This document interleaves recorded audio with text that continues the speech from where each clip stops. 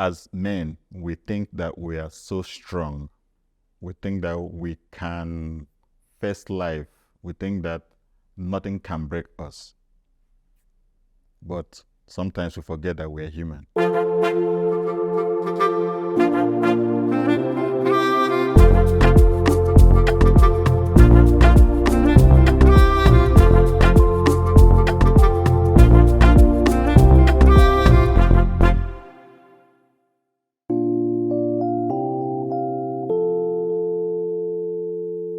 Hello, everyone, and welcome to today's episode of Our Live Narratives.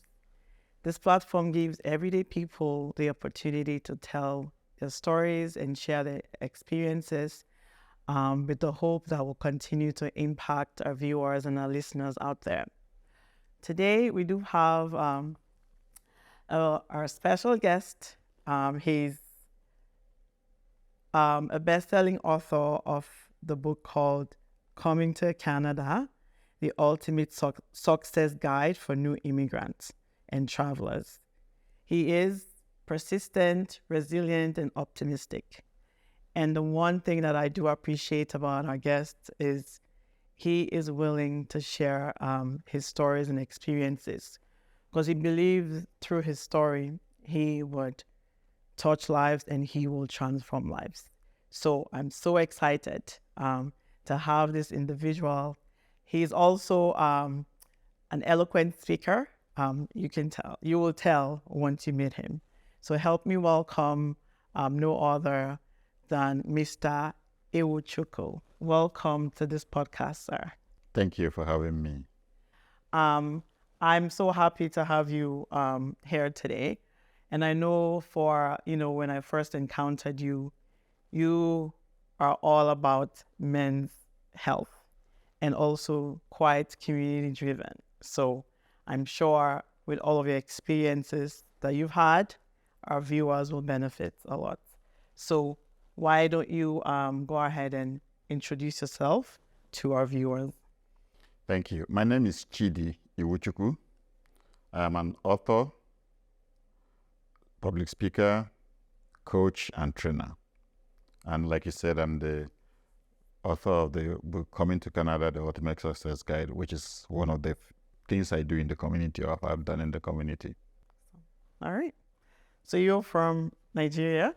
Yes, I'm from Nigeria, the eastern part of Nigeria. So that will most likely make me Igbo. So I'm Okay. Igbo from Nigeria, yes. And like I mentioned, why don't you take us back to Nigeria? Young, Chidi, growing up. What was it like? It was a beautiful experience. You know, you grew up not knowing what want was because there was so much around you. Mm-hmm. Family, you have friends, you had distant relations. So family wasn't just your dad and your mom and your siblings. It was the whole community. So I'm a poster boy for the saying that it takes a community to raise a child, because from the teachers who taught me in school, I still met them in church, and then they know my dad, they know my mom, they know my grandparents and all of that. So it was brilliant. It was beautiful. We didn't have so much of what people have in the Western world, like the running water, the transportation, the gas in the house. But what we had was that love. What we had was living in nature. So nature wasn't something we go visiting on long holidays. Yeah. No, we lived in nature. We woke up to bed singing in the air. So it was beautiful. Awesome. Thanks so much. So being a community-driven individual, like you're already setting the stage, tell us about the community that you're from back in Nigeria and all of the work that they've done together as a unit while you were living back there. Right. So the Igbo people, as many of us would know or may know, are very community driven. It's more or less like in our DNA. I'll give you an example. The secondary school, the high school I attended, was funded by the community. Wow. One of the things I remember from my childhood was contributing to the water for building the school. So that's something that I take very good pleasure in. And it's not just there. Our communities development effort are actually led by women, right? So in our culture, women lead our community development to the point where schools are built by community, hospitals are built by community, and they all start from the effort of the women. I think that the summit of that whole community effort was us building a whole airport. The Sam Bakwe International Cargo Airport today was built by community effort. It wasn't built by government. Amazing. I guess that's some of the things that, we're learning here in Canada in this environment. I feel like sometimes where I'm from, like people always are looking to other people, but there's so much we can do together as a community. We do have good hearts. I find we can easily get together. So if we do put our heads together in terms of development, your community is saying you can achieve so much. There's nothing that we can't get through, we can achieve if we can come together as a unit. That's right. And that's the biggest challenge that I'm seeing in the immigrant community is that if we can come together and avoid the individualism that we pick up when we come to the West, return that communal and community spirit, we can do a lot of things because then the resources are available. That's right. We have that advantage. We do have that advantage. Yeah. So if you're out there, there's a lot of communities I'm sure that are watching us. You have that project that you're still thinking about. You just had Mr. Ewuchukwu. I hope I'm saying Mr. Chidi. I think I'll go Mr. Chidi. You just had him. Just keep doing what you're doing, and eventually you get to that goal. So you traveled to Canada with your entire family, and you had mentioned in a past conversation that you grew up reading. Like that was one thing that your parents instilled in you guys and your siblings. So you arrived in Canada. First stop at the library. You were in search for resource or a book that tells, new immigrants how they can slowly integrate into the culture. But culture shock, there wasn't anything. You saw that need, right? And that led to something. So tell us about that experience and what came out of that. Okay. So my family and I, we've been widely traveled for reading, for education, business, and for leisure. So we thought that relocation would be so easy for us. But there's a difference between going on holidays and coming to live in a new country and finding your feet. They are worlds apart. So one of the first things we did was we went to the library to go look for a comprehensive resource that can speak to us on that settlement journey. Right. We didn't find any. Yeah, you could find some books that talk to you about financial literacy, that can talk to you about driving and all of that, but it wasn't put together. There were also some resources in the community like immigrant serving agencies that could help. But with hindsight, I realized that some of the information that they gave us were not as current and were not as useful. So I decided to write the book. Now the book draws from a couple of experiences I've had. Our own personal experience, number one, my wife, my children, find our feet here. The experience of people who have landed in our house since we came in and working with the ecosystem that supports newcomers. So the other organizations that support newcomers that will volunteer for both cultural and community and government organizations that will support and volunteer for. So the information that we got doing all of this, we decided to put them together in a book so it becomes so easy that those who are coming behind us can hit the ground running and settle faster in Canada than we did. So that the result of it is the book Coming to Canada, the Ultimate Success Guide for immigrants. People get innovative and creative when there's a need. And that's what, you did. There was a need for a comprehensive resource. And you call it a reference guide because it's something you can come back to, right? And you even mentioned it doesn't take that long. It's an easy, quick read. So find out the book It's on Amazon. Where can people find the information? It's on Amazon. .com. It's also on my website, chidispeaks.com. So you could, it's an easy read, just 10 chapters, more or less like a checklist. So you have your checklist. When I get to Canada or when I come in Canada, and it doesn't matter how long you've been in Canada. If you pick it up today, it starts talking to you from where you are on your journey. It starts from the preparations you need to make before you come to Canada. The first few days, actually the first 14 days of you landing in Canada, what you should aim at and the things that you should do, down to finding your accommodation, finding school for your kids, finding driving, finding your job, navigating the job market in Canada, which is a very interesting conversation because sometimes the nuances of the Canadian workplace, many people who come from other cultures don't understand that. And that is why, like the former premier of Alberta said, immigrants are the last to be hired and the first to be fired because we do not understand those nuances that are there. And then you get into buying your home, managing your relationship, because again, people come in here and then we have had this epidemic of divorces in our community.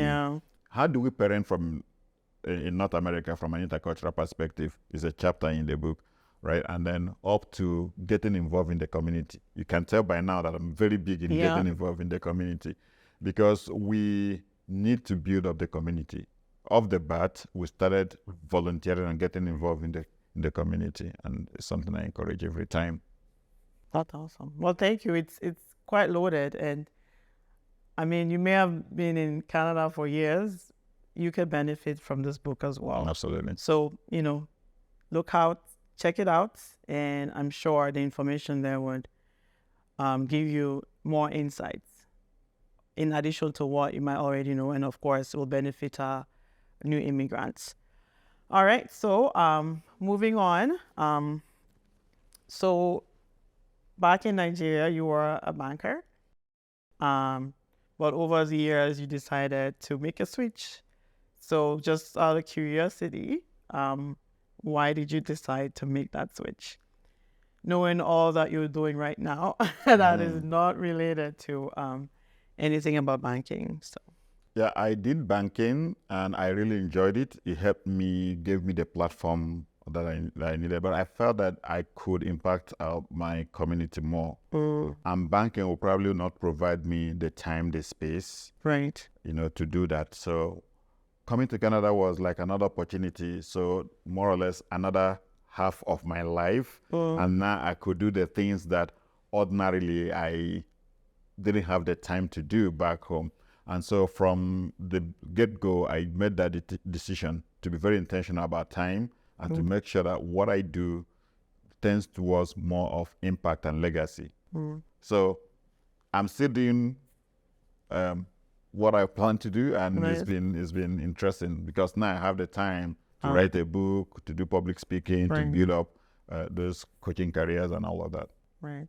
And for me, though, I feel like in life, yes, life is more than just giving to your immediate family. It's such a great feeling when you can impact, even if it's one person outside your immediate family.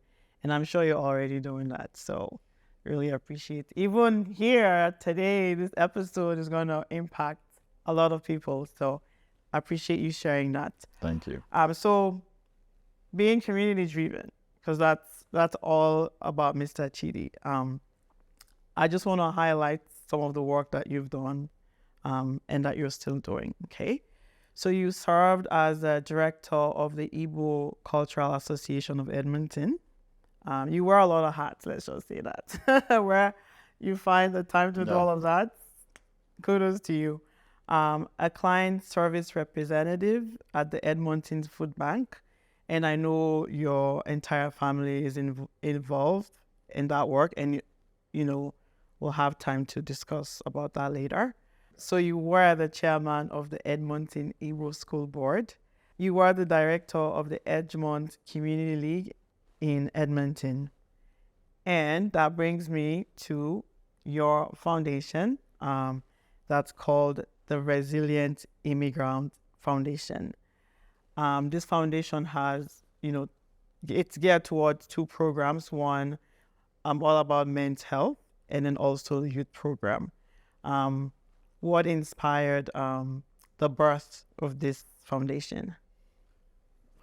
Great question. We saw in the community that many of us come here in the land of plenty, including universal health care. Men are not engaged with the healthcare system.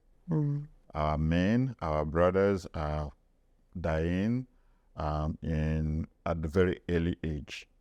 And part of it is the cultural baggage that we brought in that says you don't go to the doctor unless you're sick. And then some of the other things that we need to bring attention to in the process of settling, because people think, okay, I'll do this when I've settled, but life continues afterwards. So we felt that it was important to remind men that because we carry so much responsibilities, it's also important that we also take care of ourselves. And the metaphor is when you enter a plane and they will tell you, in the case of sudden loss of oxygen, cabin pressure, oxygen masks will drop from up. Now, they know you may have your family, but they also say, put your own mask first, because they know that if they don't remind us to put our own mask first, our natural tendency is to save those who are around us. But we can't be useful to our families, we can't be useful to our community, we can't be useful to this beautiful land that we call home if we don't take care of ourselves first. So it's that having that safe space for men to have conversations around men's health. And it's not just men's health, everything about men's wellness.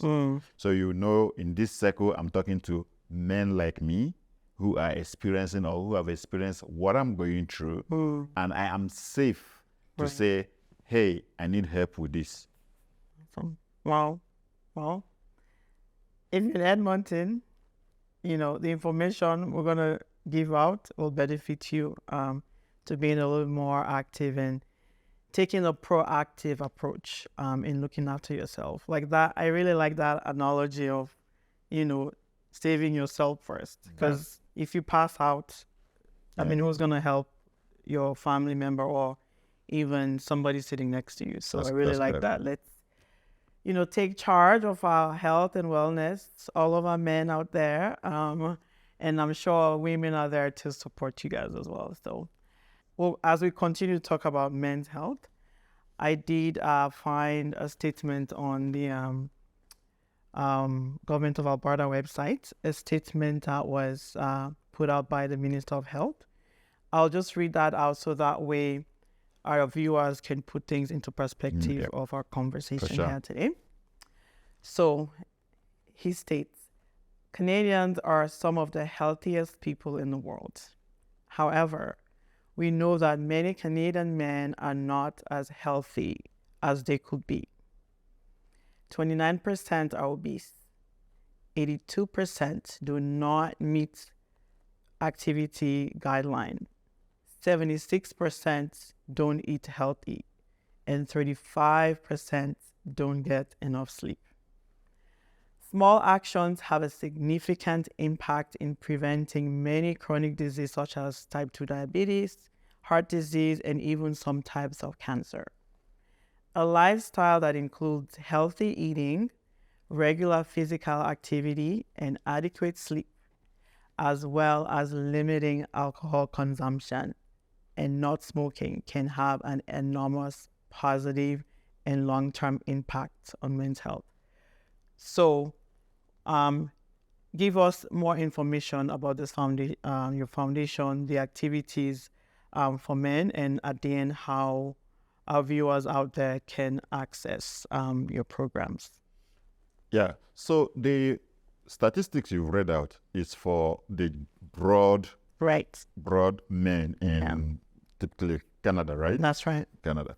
But if you dive deeper into the statistics, you realize that it's even worse when you isolate the immigrant men. Right. when you isolate the people, men in the immigrant community, because 1 in 9 men will get cancer, and of the people who get cancer, 1 in 4 will die. And when you look at prostate cancer, for example, the white community we could get prostate cancer. The survival rate is way higher in the white community than the black community. It's almost like the most aggressive version or type is what we get, right? Now, and this is not just prostate cancer, it's diabetes, it is heart disease, it's breast cancer, it's all the challenges that you can think about. Right. And many of them we can solve by lifestyle changes. And such lifestyle changes that are available to everybody, which is walking. We are built to walk. Every condition we have improves by our walking. Nature made us to walk. And we are factory fitted for it. So you don't need to go learn how to play tennis, or you can just walk. And it's just 30 minutes a day. And you don't actually need to walk the whole 30 minutes at a go, right? You could walk 10 minutes, you could walk 20 minutes, you could walk, but make sure that if you form the habit of 30 minutes walk after meals every day, Right. it's amazing for a long-term, had long-term benefits. Now, so what we are doing in our foundation is to encourage men to consider the importance of an active lifestyle by taking to walking. Okay? So we call it pack and walk. So typically what we do is every weekend as a group, we find a location, we drive to the place and park our cars, and we walk for 2 hours. And the results have been amazing. In the last 2-3 years we've been doing it, it's been amazing. We've seen people's diabetes reversed. Wow. We've seen people lose weight. We've seen people come back to tell us amazing things that happens because they took to walking. Now, it's not just the walk, the health benefit, it's also the wellness benefit. So here, when brothers have problem and talk to brothers, they know that they're getting the best form of advice, the best form of support they can get because they're in a safe space. Right. Nobody's going to take your struggles outside. Nobody's going to broadcast whatever your problem is in the community. So that wellness part of you having somebody to talk to, friendships and all of that within the immigrant community is also there. And the other part of it is that some of the healthcare challenges that we have might require us to advocate for ourselves as men and as immigrant men, and if you drill it down, as black men. If we don't say these are the challenges that we have, the government may not know. I'll give you an example. Typically, the test right now for you to check for prostate cancer, which is called the PSA test, prostate-specific antigen test. The government's recommendation is that people at 50 should be given the test. But we are seeing in our community that our men who are lower, who are 40, 45, 35, are getting diagnosed with prostate cancer earlier. So if we don't come together and say, hey, this test, why do we have to wait until somebody is 50 when the person could die at 45 or 40? That advocacy piece is also something that we need to do. And that's why we need as many of us coming out, not just for yourself, but also for your brothers and for your children.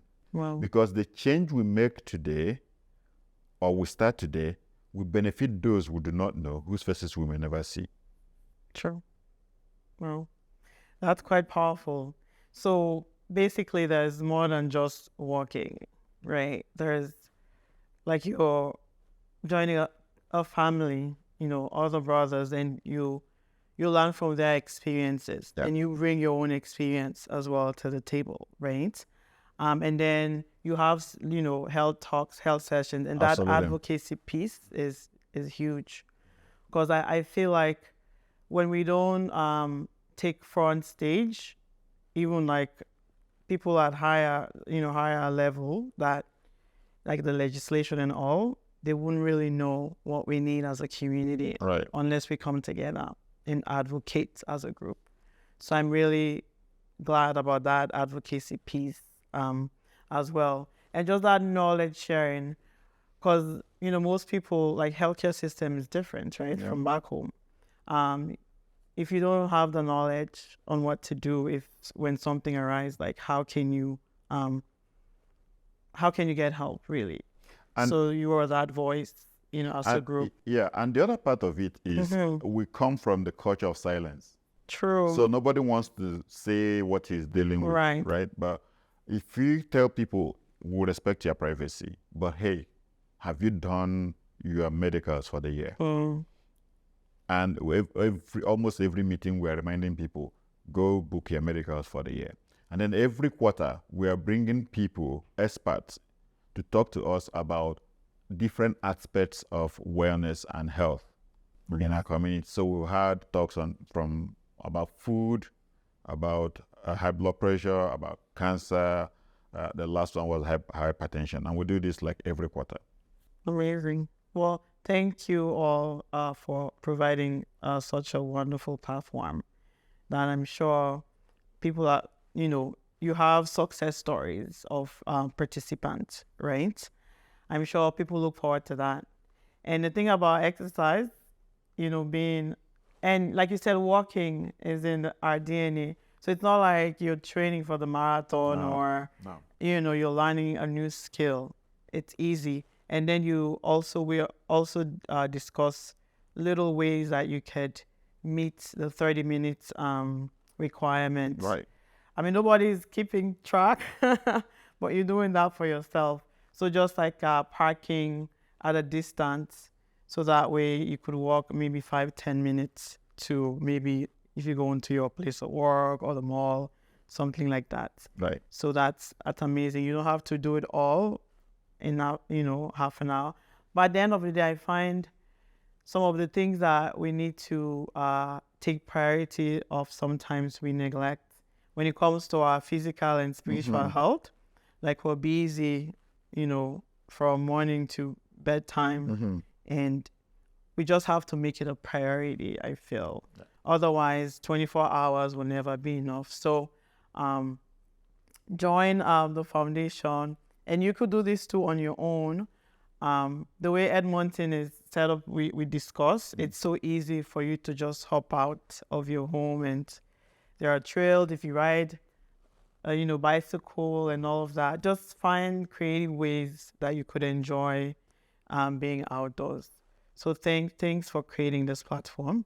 And I hope a lot of our viewers will, research and connect with your group so they can participate. And what do you guys do in the winter periods? So the thing about exercise, like most people will know, is at the beginning of the year, people take New Year resolution. Right. New Year, new me, right? Yeah. What we found out is without that group or community motivation, you are likely to drop off the radar. It's not something that, but knowing that there are people who are expecting you to come up, to show up and stand up, helps you, right? And then we have monthly step challenges. And to your question, during the winter, we use the West Edmonton Mall. So we will go to West Edmonton Mall, we park at Entrance 48, and we walk around the mall minimum of 4 times. Okay. And that mall is big. That mall is big. So for 2 hours, we are walking. Right. That's for the winter, because we don't want to lose the momentum we've created during the summer. Right. But during the summer, we explore different parts of Edmonton. And Edmonton is an incredibly beautiful city. It's an incredibly beautiful city. You need to see Edmonton without your vehicle. There are parts of Edmonton that you walk and you will just wonder how this city have been able to preserve such things. And the funny thing, there are trails that we walk in Edmonton and we don't get to see any black man. So there are still spaces today in Edmonton where there are no representation. We are not represented. So you see people jogging or walking, doing whatever there, and there's no black person there because it's not our priority. Our whole aim is to get men to prioritize this. Now, we can understand, like you said, life happens. It's busy. You are trying to juggle things. You don't have the support you had back home. But when you come here, please make a plan for your own health. I like that. And that plan is to do something for maintenance. The walking is maintenance. Just think about the way you go change your car oil. Right. Yeah. Right? And then change the tires seasonally. So budget out the 2 hours or whatever it takes, like we do every weekend, and call it your maintenance time, my me time. I like that. Thank you. So you might be watching this and you're not in Edmonton. This applies to basically everyone. So find whatever you have in your own environment to make that to meet that criteria of half an hour. And definitely you could do more than half an hour. The more the better. But just being realistic, because you want to do something that you can manage over time, an everyday thing. Thank you so much for sharing that. How can people be part of these works? Like, how can they reach you? So if you go to our website, which is trifcanada.org. Again, trifcanada.org. You will see on the contact us page, there is a page where you can send us an email, and then we can reach out to you. Then with the information that we have, put in the WhatsApp group for the work where we share the different routes for different days.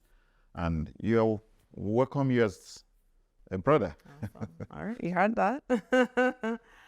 Good, thank you. So what about the youth program? What does that entail? So part of what you asked me questions about growing up, part of what we enjoyed when we were growing up was reading, the culture of reading. Right.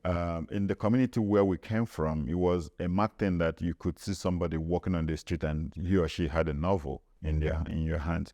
But we came to Canada and we realized that there's nothing here for our kids. It's amazing how people think that children are very resilient. And so we bring our kids, put them out from the shock down where they are, and then we drop them in this sea of whiteness in school. Where almost everything that they see are white. Okay? So part of what we're trying to do is to bring them into, again, another safe space where they can be themselves, see others who look like them, and then we promote the culture of reading. So we have a book club. And in that book club, we read one book a month. We bring one book, we ask them to go borrow from the library, they read it, we have interactions about the book in the WhatsApp group that we have, and then we come out and we discuss it in the monthly meeting. And we meet every first Saturday of the month at the library in Collingwood. Okay. The Edmonton Public Library. We're partnering with Edmonton Public Library about that. So what we have seen is an uptick in kids reading on their own. Our kids also have been involved in volunteering at the food bank. The first time they volunteered at the food bank, we got a report that this was, quote, the largest gathering of Black kids that I have seen since the beginning of Edmonton's food bank. Okay, and the reason we are bringing them together and teaching them our cultures is because when we don't present these opportunities to them, they go out and they learn the wrong things. So we're beginning to see an increase with immigrant children having run-ins with the criminal justice system. So rather than going to visit somebody in prison, I would rather have him come and then I will remind him again of who he is and the opportunities. And trust me, the kids in our community, the age where they are, they're dealing with so many things. They're also struggling in the settlement process themselves. They're dealing with adolescency, who am I, self-identity, and supporting them in this manner, or providing an avenue where they can come and feel supported and feel loved, feel seen. I believe we help them in their journey as well. That's amazing. Creating a safe space. And even like the culture, especially kids that move from back where they were, and sometimes we take kids for granted, We do.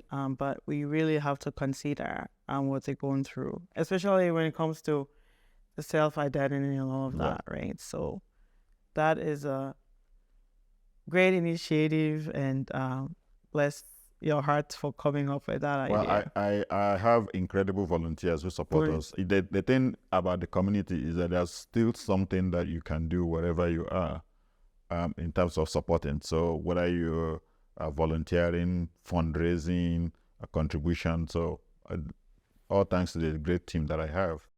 Thank you all, team. You're doing a phenomenal job. Bigger thanks goes to the amazing team of volunteers that we have who put these things together, who support the kids in our program. And so there are always ways for you to support. You can volunteer your time, you can volunteer your money by fundraising for us, you can volunteer by being a mentor, because we're also trying to see if we can match these kids with mentors in the community who can help them in their journey. So it's a teamwork, and all thanks to the amazing team that we have. Wonderful. Wonderful. Thank you all. You guys are doing a great job.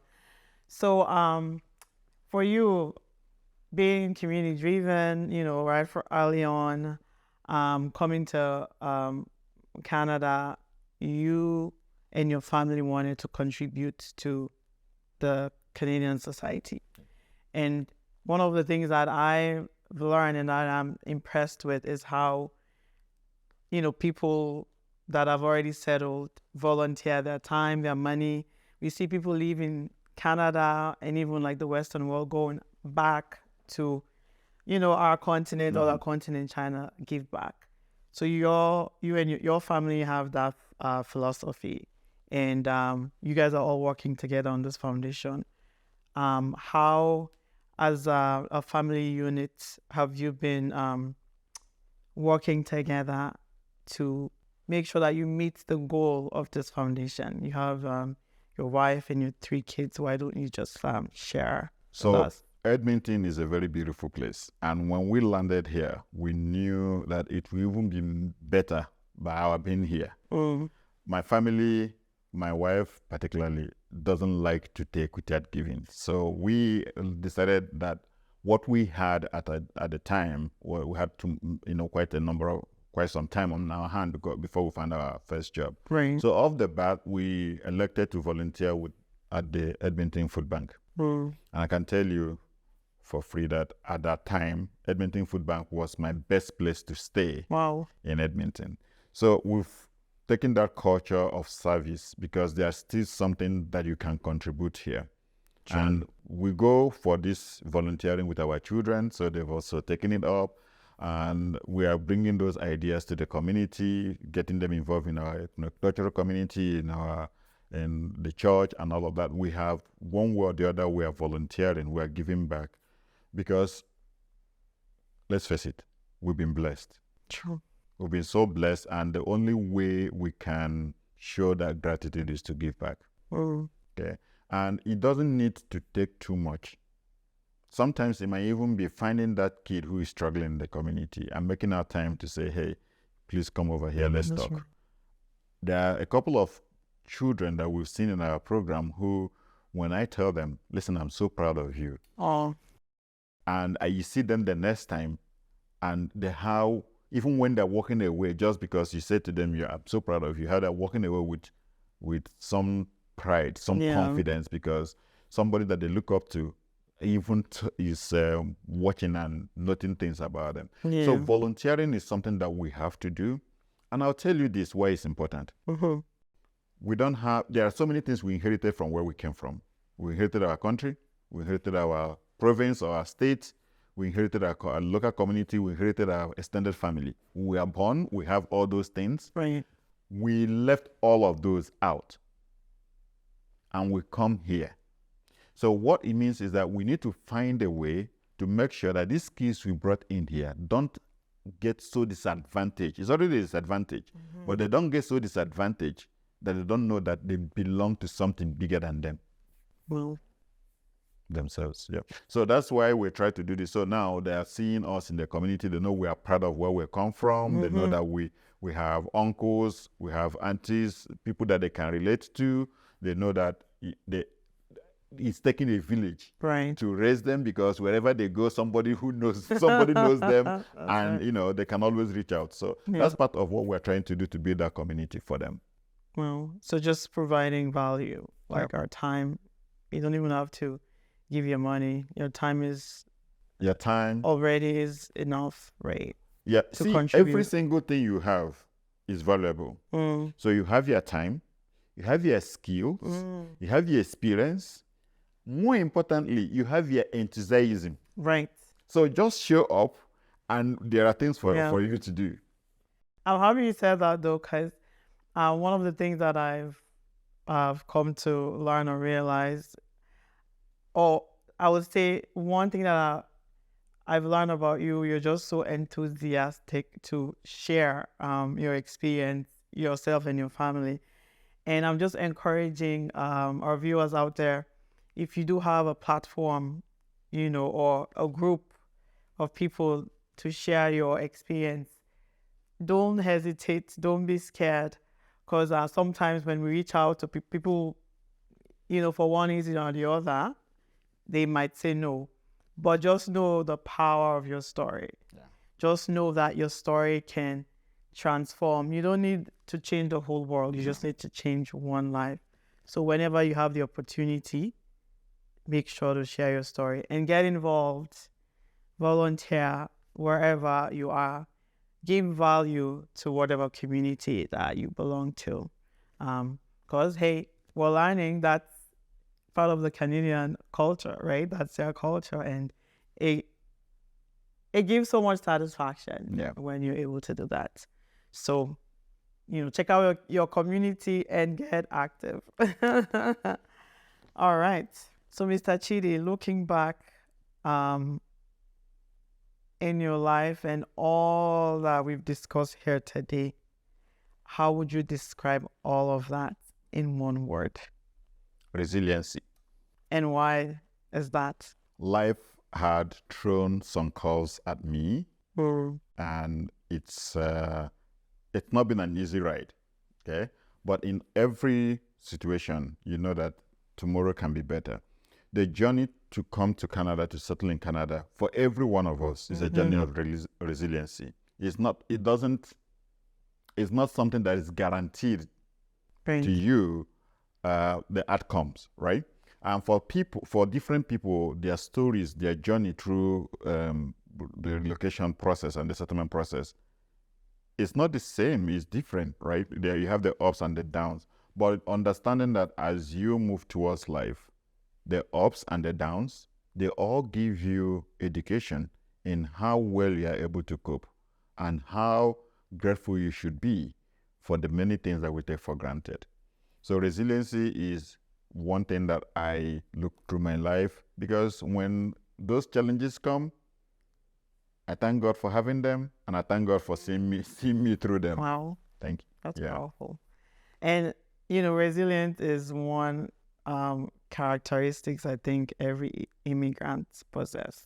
Because just, from the moment you decide to leave your country, basically everything's changed, right? So people don't know how challenging this relocation process is. So speak to our, people that are outside Western world that are planning to relocate someday. Speak to them. People don't know how the relocation experience can be challenging, can be stressful, can be daunting. If you are a middle-level executive, for example, there are a couple of things that qualify you to become a permanent resident in Canada. One of them is your work experience, the skills you have, and of course, you probably have the money. The very first thing that is discounted when you come in here is your experience. And so you start hearing you don't have Canadian experience. Now, you need Canadian experience to get Canadian job. You need Canadian job to be Canadian experience. How do you break that logjam? It's part of what I discuss in the book that we have. But it stresses people a lot, because without a job, you won't feel that you are settled. Because once you come in here, your bills start running. You need to pay your bills. And so your ability to keep calm, be hopeful, and be resilient in the journey as you move from one stage to the other is something that you need if you decide to relocate, not just to Canada, but to any part of the world. Okay? So it will not It may not work out perfectly the first time or in the first year, but it will get better for sure. That idea that it will get better is something that we should keep at the back of our mind as we go through this journey. Awesome. I like how you end it, but it will get better. It always does It will get better. You just have to, do your own part, Yeah. do your research, and it will get better. Awesome.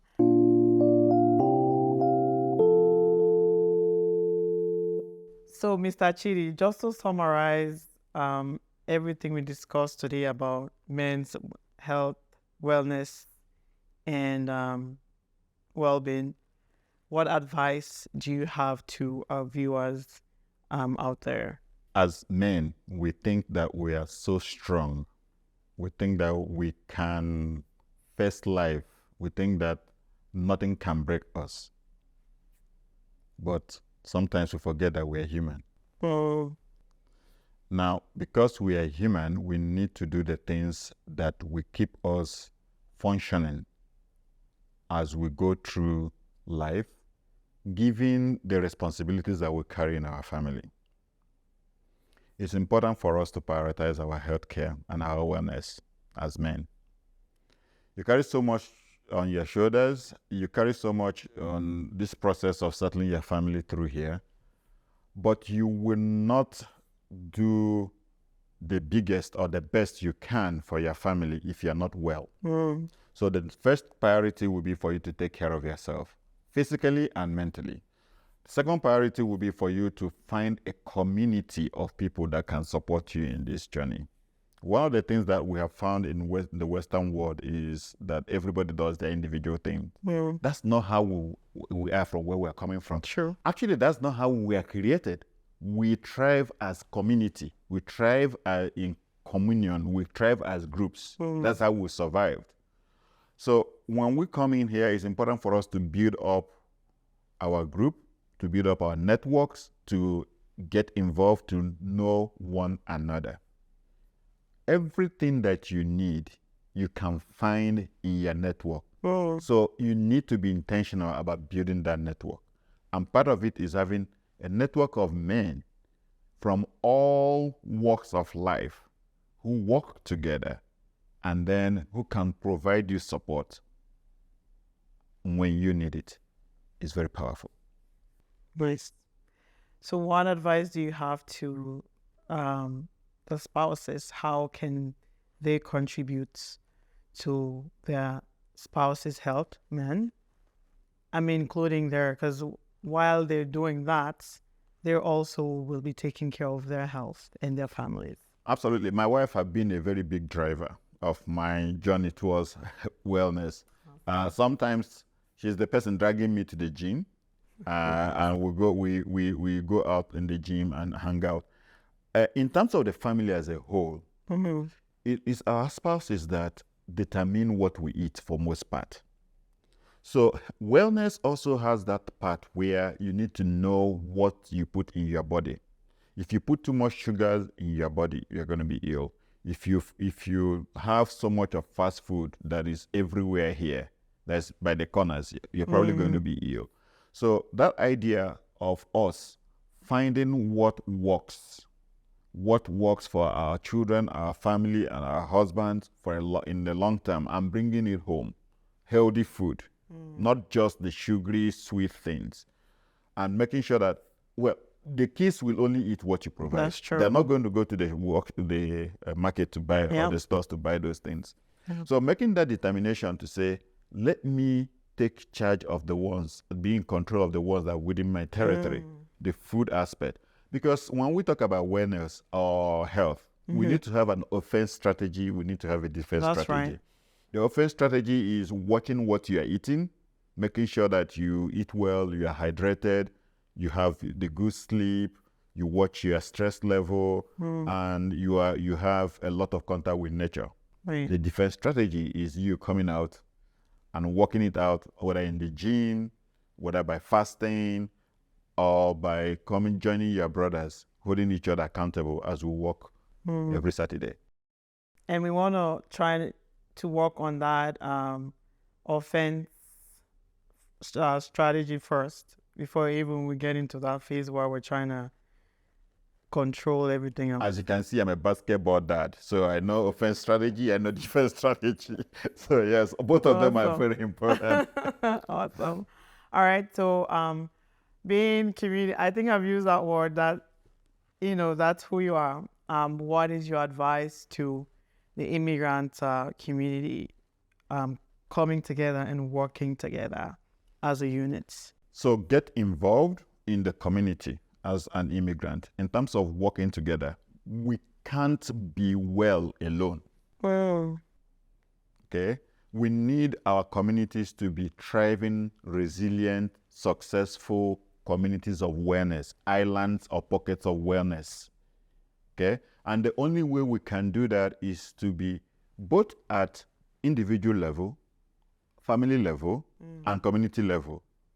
Okay? To say, what do we need to do so we can normalize people in the immigrant community living up to 100, living up to 90? Okay? And the best way to do it is to find avenues to come together as a people and do some form of physical exercise. So we've taken out 1 month, one Saturday in the month, and we do community walk. So everybody comes out. Everybody. We come out, we walk. And the idea of the community walk is for those who have not been walking or who have not started walking, they can do it first, have 1 month to recover.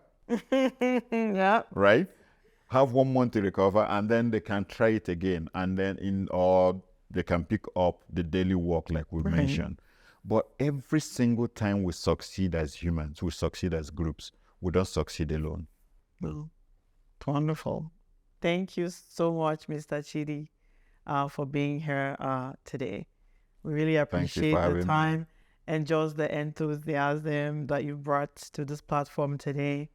And just pouring your heart, not just to men, but there's a lot more that knowledge and insights that you've provided to our listeners and viewers today. So we say thank you. We appreciate your time, and we hope for the best, that many people will benefit. I know many more people will benefit from the foundation and all the work that you and your team and your family are doing. So thank you so much for being on this platform today. Thank you for having me. It's my pleasure. Thank you all so much for being with us this evening on Our Lives Narratives. We continue to bring the stories and experiences of everyday people. A lot of people are doing such phenomenal work impacting communities, wherever they are. So this is our opportunity to share and learn. I know I've been learning, and I'm so privileged and so honored to be sitting with all of these guests weekly. We appreciate all of your time, and don't forget to continue to follow us on all of our social media platforms at Medan Productions on Instagram, TikTok, and Facebook. We appreciate the time. Your time here today. Don't forget to check out Mr. Chidi's book and check out the foundation as well. Until we meet again on our next episode, thank you and have a good evening. Bye-bye.